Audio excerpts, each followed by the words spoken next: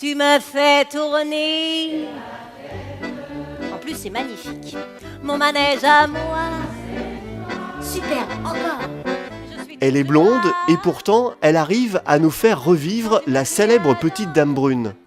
Pendant 1h30, Nathalie Lermite incarne Édith Piaf dans la biographie musicale Piaf, une vie en rose et noir.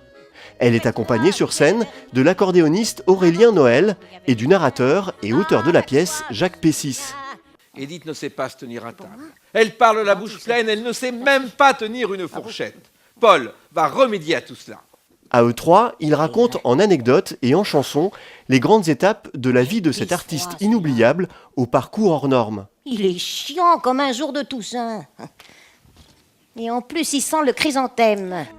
Un rôle en or pour la voix puissante de Nathalie Lermite, qui pourtant ne voulait pas jouer ce rôle. Ça me semblait, mais aux antipodes de ce que je suis, de ce que je pouvais faire, inaccessible, l'inaccessible étoile, dirait Jacques Brel.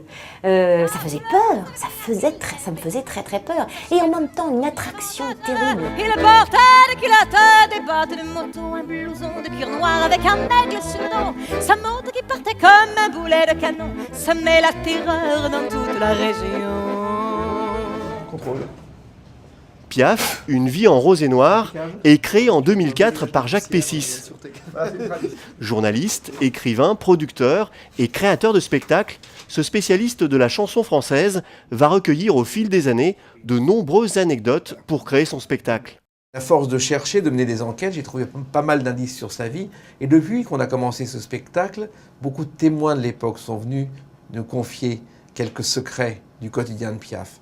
Et c'est à partir de tout ça que j'ai construit, avec Nathalie et Aurélien, une nouvelle version de Piaf, une vie en rose et noir, qui raconte bien sûr la chanteuse en noir, mais aussi la femme qu'on ne connaît pas en coulisses, avec ses amants bien sûr, mais avec son humour, car Piaf aimait par-dessus tout, loin de la scène, la vie en rose. Quand il me prend dans ses bras, qu'il me parle tout bas, je vois la vie en rose. Pour interpréter Édith Piaf, Jacques Pessis cherche une chanteuse qui puisse avoir la puissance vocale de la môme. On lui parle alors de Nathalie Lermite, qui joue à cette époque dans la comédie musicale Irma la Douce. C'est alors le début d'une collaboration qui dure depuis bientôt 10 ans. Interpréter Édith Piaf sera pour Nathalie Lermite une expérience inoubliable. C'était une période de ma vie où j'étais pas très heureuse. Et Piaf, vraiment, quand j'ai commencé à chanter les chansons de Piaf, j'ai commencé à déverser mon chagrin et ça a été une psychothérapie extraordinaire. Piaf m'a sauvé la vie, vraiment. Et je lui suis très redevable. Et à chaque fois, je crois que à chaque fois que je monte sur scène, je vis cela et je crois que c'est mon hymne à l'amour pour cette femme.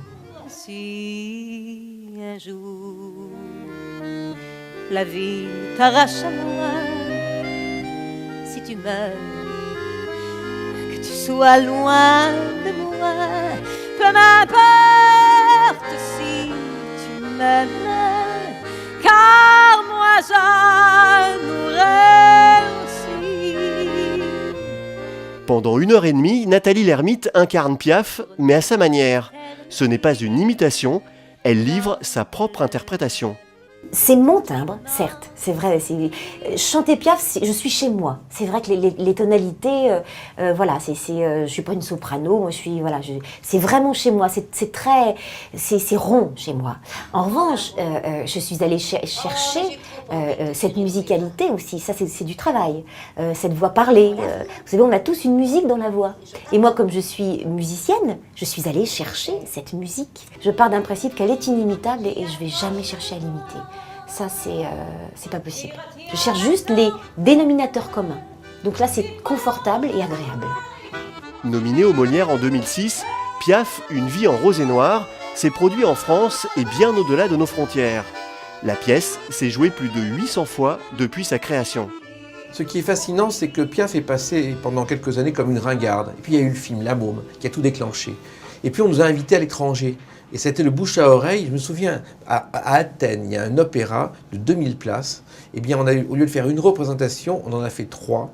Et avec à chaque fois 2200 personnes dans la salle, il y en avait partout. Et ils chantaient Piaf en français, ils écoutaient les anecdotes et ils découvraient ou ils redécouvraient Piaf. Car vraiment, le personnage est intéressant et presque aussi intéressant que ses chansons. Piaf était une reine du marketing avant la lettre. Elle a construit sa vie, elle a bâti sa légende et aujourd'hui, elle est la légende de la chanson française. Non, rien de rien.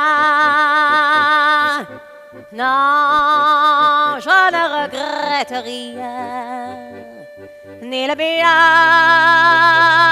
qu'on m'a fait, ni le mal. Tout ça m'est bien égal. Le premier mot que les gens me disent, c'est merci. En même temps, merci d'avoir reçu, je dis toujours, parce que c'est vraiment ça, c'est un échange. Et je crois que le plus beau compliment qu'on puisse me faire, et on me le fait de temps en temps, et ça franchement à chaque fois je me dis, ah ça y est, j'ai réussi mon coup, c'est des gens qui disent, bah moi j'aimais pas trop Piaf, hein, mais là franchement demain j'achète tous les albums. Chouette, ça y est, j'ai réussi mon coup, voilà c'est ça. Piaf, Une vie en rose et noir, se joue jusqu'à la fin avril à Paris, au théâtre d'Aunoux. Ceux qui ne connaissent pas la Môme découvriront avec étonnement la vie de cet artiste unique.